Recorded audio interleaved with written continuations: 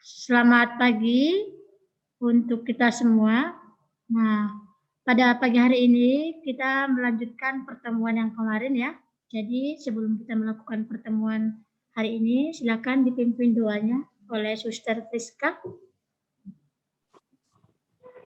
Baik Ibu, baik teman-teman sekalian, sebelum kita memulai aktivitas hari ini, marilah kita berdoa dalam nama Bapa dan Putra dan Roh Kudus. Amin. Bapa yang bertahta dalam kerajaan surga, kami mengucap syukur kepadamu ya Tuhan, untuk segala kebaikan dan kemurahan hati-Mu memberikan kami nafas kehidupan pada hari ini. Ya Bapa yang baik, sekarang kami akan memulai aktivitas kami.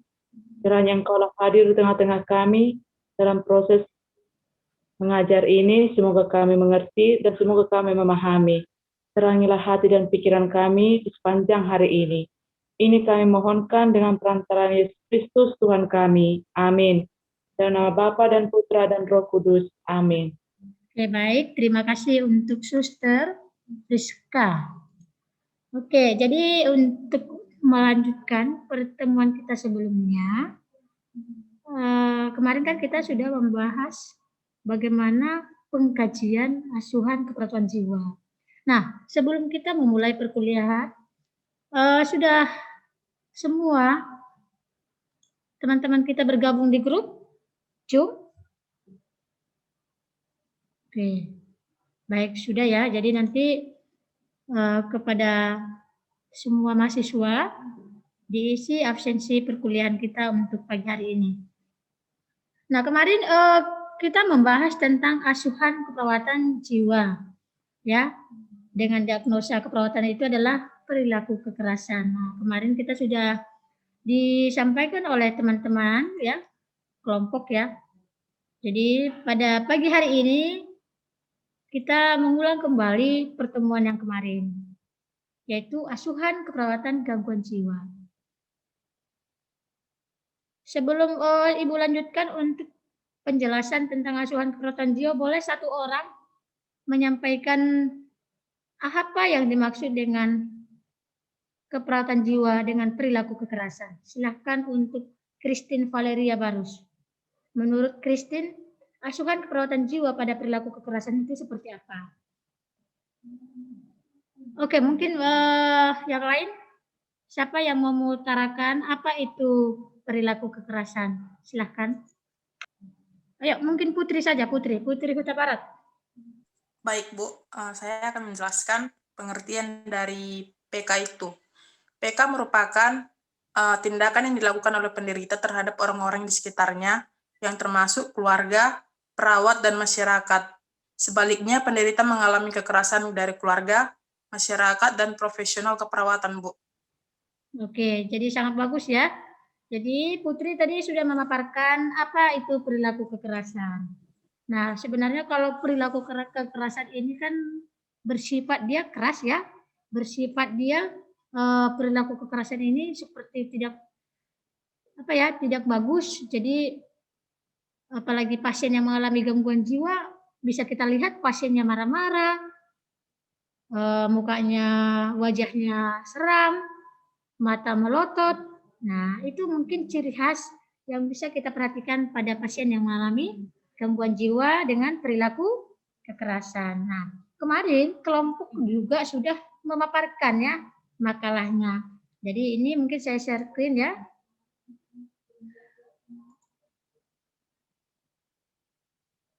Oke.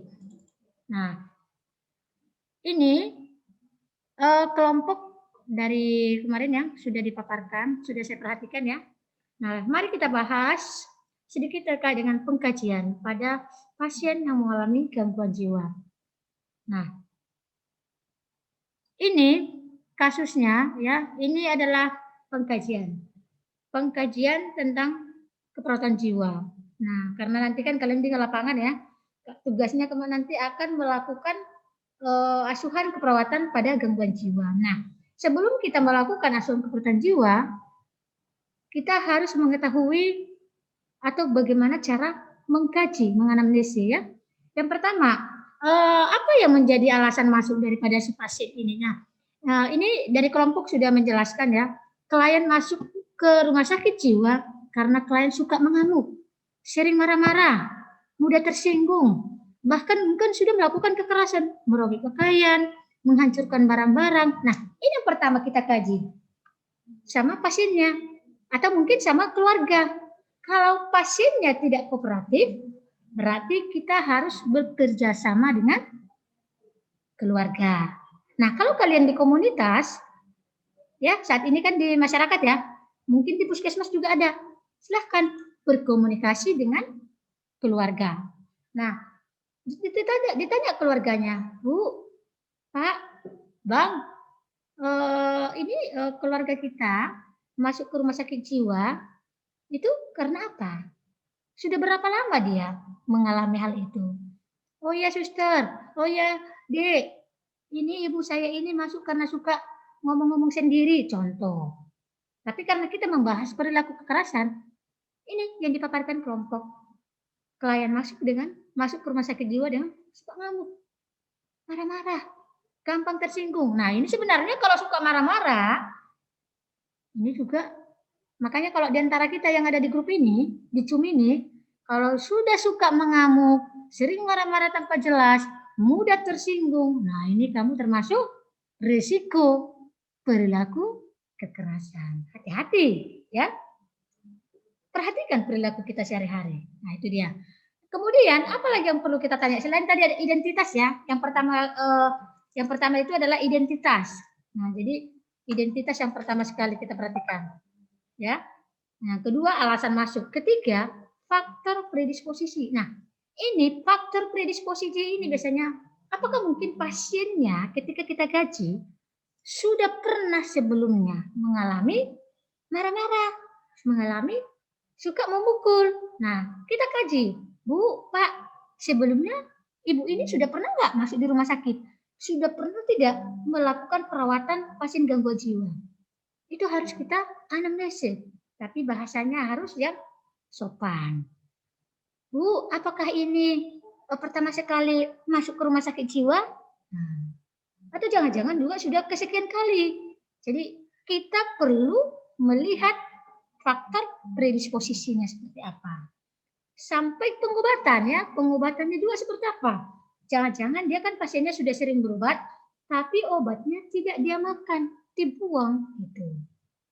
Itu dia ya. Jadi mohon diperhatikan ketika kita melakukan pengkajian faktor predisposisi. Nah, lihat, tanya, kalau memang sudah pernah ada riwayat pengobatan jiwa, artinya sudah dilakukan perawatan di rumah sakit, puskesmas, berarti ada pengobatan kan? Lihat, tanya, apakah berhasil atau tidak? Nah, kalau berhasil, silahkan. Kalau tidak berhasil, ada 3 pilihan.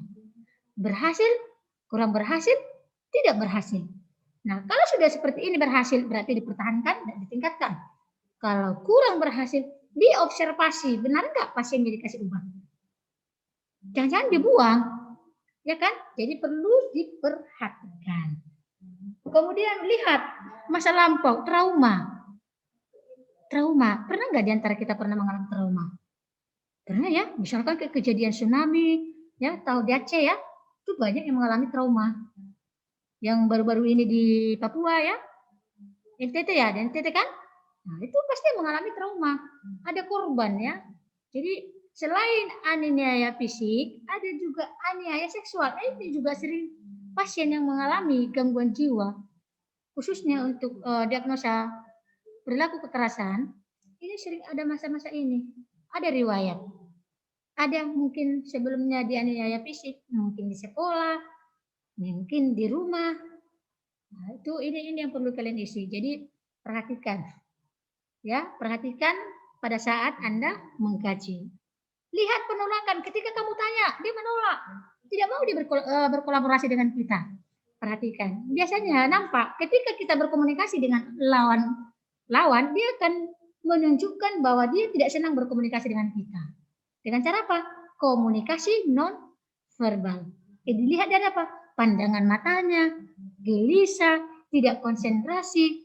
Nah, ini dilihat ketika kamu melakukan anamnesia pada pasien yang mengalami gangguan jiwa. Apalagi yang sudah trauma. kita tidak dikenal, maka dia akan menjauh. Kamu dekati, dia akan menjauh. Kamu tatap dia akan menunduk. Nah, itu. Jadi perhatikan ketika kamu melakukan pengkajian. Nah, kekerasan dalam keluarga, ini juga perlu kita tanyakan. Bu, Pak, pernah nggak si pasien ini mengalami kekerasan dalam keluarga? Contohnya seperti apa? Mungkin orang tuanya suka memukul, atau mungkin orang tuanya membeda-bedakan. Nah, itu sesuatu yang menjadi trauma untuk si pasien. Nah, itu perlu kita dikaji kekerasan dalam keluarga. Karena untuk zaman sekarang ya, kalau zaman modern sekarang, orang tua juga banyak yang melakukan kekerasan kepada putrinya. Banyak itu tindakan-tindakan asusila. Nah, itu akan menyebabkan dia nanti mengalami gangguan psikologi, kerusakan mental. Akhirnya apa? Marah-marah. Kalau kita lihat sekarang ini ya, di usia dini banyak tindakan kriminal seperti apa? Narkoba, terlalu kecanduan, overdosis. Akhirnya apa? Gangguan jiwa, suka marah-marah, bahkan membunuh orang tuanya untuk mendapatkan uang. Untuk apa uangnya? Untuk membeli itu narkotika tadi. Nah, itu banyak. Jadi perlu pendekatan ketika kita mengkaji pada pasien yang mengalami gangguan jiwa. Kenapa ya? Kenapa pada keluarga banyak orang tidak terbuka dengan gangguan jiwa? Kenapa? Karena itu dianggap tabu. Itu dianggap merusak norma keluarga. Gitu. Jangankan pasien yang mengalami gangguan jiwa, ketika kita memiliki penyakit dan penyakit itu adalah mungkin sangat tidak baik di masyarakat, kita akan menyembunyikan. Nah, itu salah satu hal sifat kepribadian manusia. Jadi ketika kamu melakukan anamnesa, kajilah dengan in-depth interview, dengan lebih dalam. Tapi tetap diperhatikan pada saat kita mengkaji, tetap melakukan dengan tindakan yang sopan. Oke ya. Nah, jadi kalau kita lihat dari contoh yang dipaparkan oleh kelompok sebelumnya, ini jelaskan gangguan jiwa ini sudah dialami klien lebih kurang 3 bulan. Nah, itu tadi riwayat. Mengalami gangguan jiwa dan sudah pernah ke rumah sakit, ini juga riwayat. Ya, di ruangan cempaka. Sesudah klien di rumah, kalian kambuh kembali. Itu adalah riwayat. Betul, jadi harus seperti ini. Jadi isi daripada poin aniaya fisik, ya, aniaya seksual, penolakan, sampai dengan poin tadi nomor faktor predisposisi, itu masuk di kesimpulan, dijelaskan di sini. Inilah permasalahannya, ini ya, ini permasalahannya. Jadi tetap kita jelaskan di sini. Kesimpulan daripada apa yang kita anamnesa dari proses pengkajian pada faktor predisposisi. Oke, itu kira-kira ya. Kemudian ini kita ambil apa menjadi masalah keperawatannya. Nah, kalau di sini kelompok menyampaikan regimen terapeutik interaktif, artinya ada di sana tidak efektif untuk regimen terapeutiknya, atau mungkin di sana coping keluarganya tidak mendukung menurut kelompok. Oke, itu bagus. Jadi memang betul. Jadi masalah keperawatannya apa? Ya keluarga tidak memantau, tidak efektif, ya kan, memperhatikan si pasien, gitu ya. Kemudian, nah kita perhatikan, adakah anggota keluarga yang mengalami gangguan jiwa? Nah, ketika kamu bertanya ini, siapa yang sudah pernah mendengar kata-kata ini? Adakah anggota keluarga mengalami gangguan jiwa? Nah, orang sensitif kan? Sensitif nggak ketika kita ditanyakan, ada nggak keluargamu yang mengalami gangguan jiwa? Sensitif dong, ya, karena menurut keluarga, ya, menurut istilah pandangan keluarga itu sangat memalukan, sehingga ketika ada yang mengalami gangguan jiwa itu mungkin akan ditutup rapat-rapat, gitu. Karena apa? Karena nantinya itu akan sangat membuat garis keturunan keluarga itu jadi jelek itu. Tapi itu sebenarnya nggak boleh disembunyikan. Kalau ada seperti ini silahkan ada. Bagaimana dengan keluarganya? Oh ya, sudah dilakukan pengobatan dan sekarang ini masih masa rehabilitasi. Cocok itu. Nah, kemudian perhatikan pengalaman masa lalu yang tidak menyenangkan ini kita tanya kepada pasiennya. Apa saja yang pernah dialaminya? Mungkin sejenis tadi kan bisa trauma, mungkin ada bully di sekolah, atau mungkin dia diperkosa. Nah, ini perlu kita tanya di masa lampau. Nah, itu untuk mendukung. Nah, ketika kita tanya gimana masalahnya, mampu nggak dia berkomunikasi dengan kita? Kalau mampu silakan. Coping empati gimana? Copingnya seperti apa pasien itu? Mau menerima. Ya, makanya coping individu efektif. Gitu. Tapi kalau pasiennya tidak mau, ketika kita tanya berarti dia tidak mau berkolaborasi sama kita saat ini ya. Nah, kemudian fisik. Ini pemeriksaan fisik, oke. Tekanan darah. Jadi bukan hanya orang sakit saja yang secara orang sakit bentuk dari tubuh ya. Itu saja yang dilakukan tanda-tanda vital. Pasien yang mengalami gangguan jiwa tetap kita lakukan pemeriksaan fisik ya. Apa saja itu? Tekanan darah, berat badannya, tinggi badannya, apalagi keluhan dia saat ini, tetap kita observasi. Kemudian psikososial, nah ini genogram. Kenapa perlu pada gangguan jiwa kita membahas garis keturunan? Kenapa? Siapa yang bisa jawab? Salah satu di antara kita yang ada di grup. Kenapa pada kasus asuhan keperawatan gangguan jiwa kita perlu memperhatikan genogramnya? Genogram ini apa? Garis keturunannya. Kenapa? Karena pasien yang mengalami gangguan mental akan ada diturunkan kepada garis keturunan. Bisa dari 3 garis keturunan keluarga. Kalau sudah ada data seperti ini, kita perlu mengobservasi keluarganya. Itu. Karena penyakit yang mengalami gangguan jiwa ini juga akan disalurkan ke keturunan. Jadi ini perlu kita observasi. Pada umumnya banyak kita lihat itu diturunkan. Jadi kita harus mengobservasi, menanya dengan baik, jelas itu. Oke? Kemudian konsep diri. Nah, ini perlu kita perhatikan ke pasien. Ya, konsep diri, lihat. Klien menyukai seluruh tubuh anggotanya. Kadang dia gini. Kalau kita observasi, Pak, Bu, tidak semua harus ditanya, tapi bisa kita lihat secara nonverbal. Verbal diucapkan, nonverbal kita lihat gerak-geriknya. Nah, tanya pasiennya, Bu, Pak, yang Ibu sukai dari seluruh tubuh ini apanya, Pak? Oke, oh saya suka rambutnya. Kata pasiennya, harus pasiennya ya. Saya suka dari tubuh saya ini adalah rambut. Kenapa, Bu, Ibu suka rambutnya? Karena rambut saya ini cantik, panjang, hitam. Boleh dimasukkan di konsep diri. Sama halnya identitas. Apa identitas dia? Perannya di anggota keluarga seperti apa? Di rumah sakit seperti apa? Idealnya seperti apa? Harga dirinya seperti apa? Ini yang 6 konsep ini, 5 konsep ya. A, B, C, D ini harus betul-betul ditanyakan ke pasiennya. Ya. Oke, kalau mau dia menjelaskan, maka kita simpulkan boleh. Harga diri rendah. Masalahnya apa? Harga diri dia enggak ada. Hubungan sosial, ini juga perlu kita tanya ke pasiennya. Bagaimana hubungan dia dengan keluarga? Kalau dia di masyarakat, tetangga. Kalau dia di rumah sakit, tanya bagaimana hubungannya dengan antara teman, bagaimana hubungannya dengan perawat, bagaimana hubungannya dengan dokter. Boleh. Apakah dia berdiam diri atau menjauh dari teman-temannya? Nah, itu dari hasil pertanyaan kita itu akan kita dapatkan informasi. Nah, dengan spiritual, tanya. Walaupun dia mengalami gangguan jiwa, maukah dia berdoa kalau dia Kristen, maukah dia sholat kalau dia Muslim, dan lain-lain. Boleh tanyakan sesuai dengan agama dan kepercayaan si pasien. Nah, kalau status mental, ini kita lihat status mental. Pada umumnya orang yang mengalami gangguan jiwa tidak mempedulikan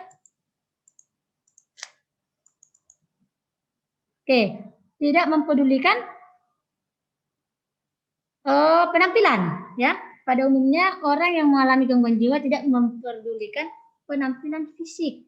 Makanya kadang kalau kita lihat di jalan ya, orang yang mengalami gangguan jiwa kan banyak berjalan dengan rambutnya bergulung-gulung sampai setebal mungkin, pakaiannya yang compang-camping, tidak dicuci, tidak berganti. Nah itu yang sangat sedih untuk saat ini. Sampai detik ini itu masih kita perhatikan. Di pinggir jalan tetap masih ada. Nah, bagaimana kita sebagai tenaga keperawatan? Mampukah kita menangani permasalahan ini? Nah, itulah tujuan kita ya. Jadi, ketika kita mengkaji, lihat penampilannya, ya.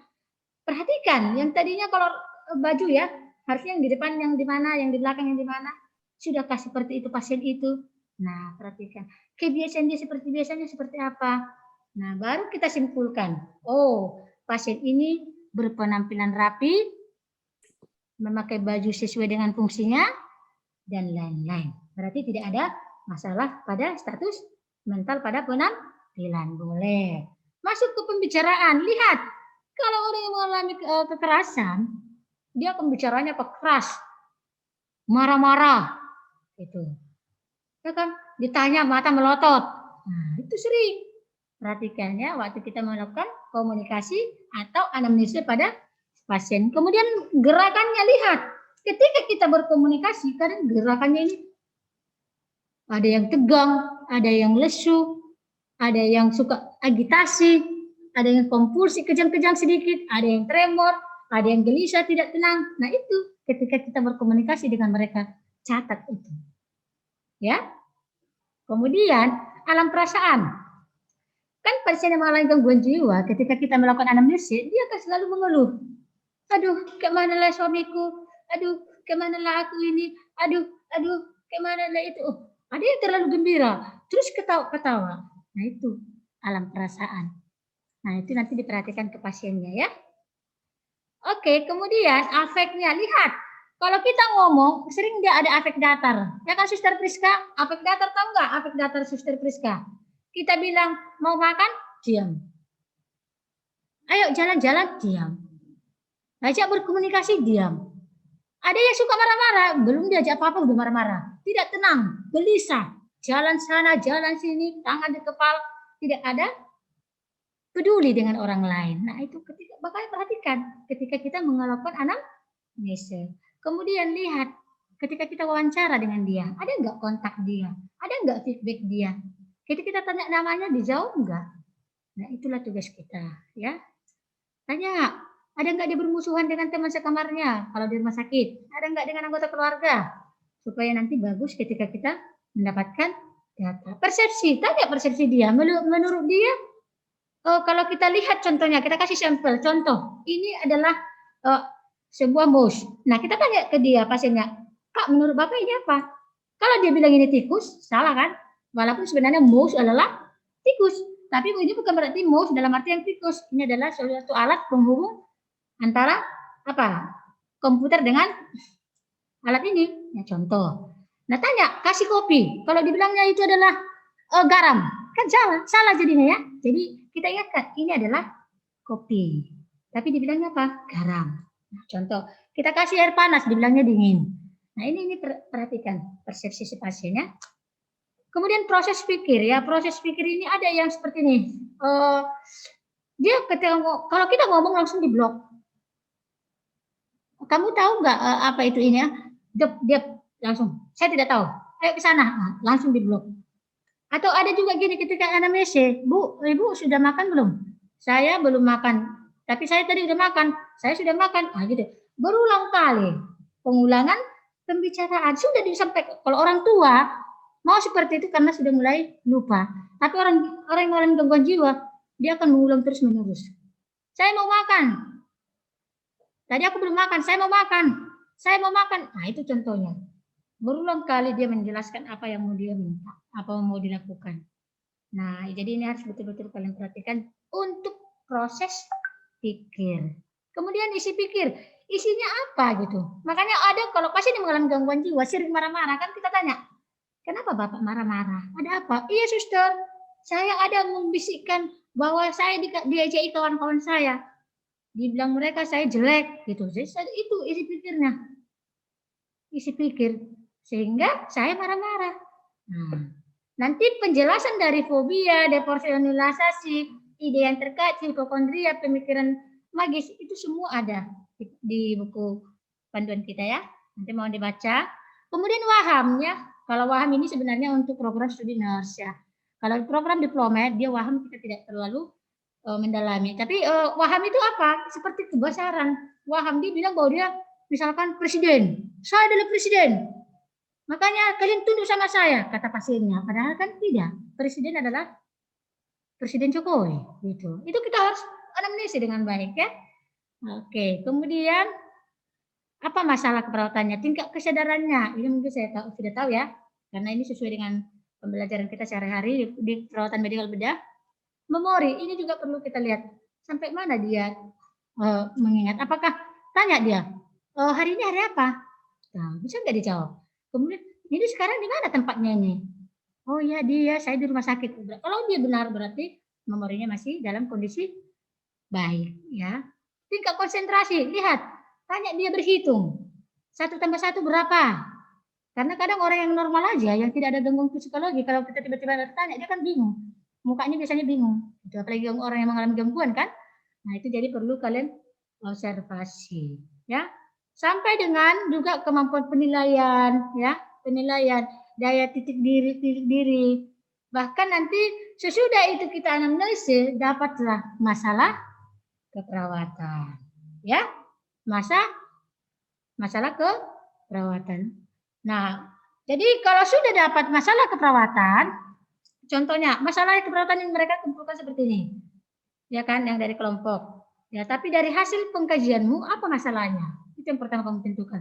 Misalkan permasalahannya adalah harga diri rendah. Nah, atau misalkan resiko perilaku kekerasan. Tapi dari hasil pengkajian yang saya jelaskan, yang menjadi topik utama tadi adalah diagnosanya adalah risiko perilaku kekerasan. Kenapa kita angkat menjadi risiko? Karena sebelumnya sudah pernah marah-marah, sudah pernah melakukan tindakan-tindakan yang tidak baik. Nah, ya itu dia ya. Oke. Kemudian perlu kita sampaikan tadi kita lakukan tadi pengkajian, kemudian analisa data. Analisa data sama seperti pertemuan kita sebelumnya ya.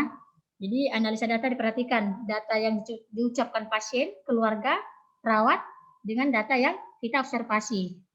Kemudian apa daftar masalah keperawatan mulai dari pengkajian di awal sampai akhir. Baru kita tentukan diagnosa. Daftar diagnosa keperawatan adalah diagnosa tunggal.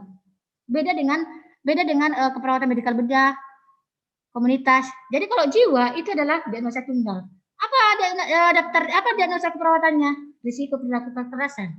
Tidak ada lagi kebutuhan cairan berhubungan dengan bla bla bla bla. Tidak lagi. Kalau di jiwa dia tunggal. Apa diagnosanya dia? Risiko perilaku kekerasan. Apalagi halusinasi, contoh dan lain-lain. Itulah dia. Ya. Oke, itu adalah pengkajian. Jadi nanti mohon dikerjakan. Tugasnya adalah tolong ambil salah satu kasus di lapangan. Karena kalian saat ini di lapangan ya. Ambil satu kasus dan buat pengkajiannya dulu. Itu saja dulu.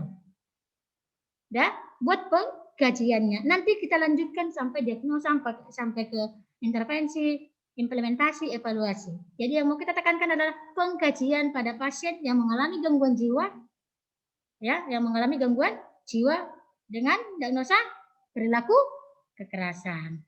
Oke, itu ya. Jadi itu nanti tugasnya supaya diperhatikan. Ya. Kemudian tolong nanti dikirim di Google Classroom, ya. Tolong nanti dikirim tugasnya di Google Classroom, ya. Kemudian absesi kita tolong jangan lupa nanti tadi sudah saya kasih linknya ya di GC ya. Jadi diperhatikan. Oke, sampai sini mungkin ada pertanyaan? Ada pertanyaan sekitar pengkajiannya tadi? Ada pertanyaan yang lain? Oke, kalau tidak ada, kita tutup pertemuan kita pada pagi hari ini. Nanti jangan lupa tugasnya ya. Oke, selamat pagi. Selamat pagi, Bu. Selamat pagi, Bu. Terima kasih, Bu. Terima kasih, Bu.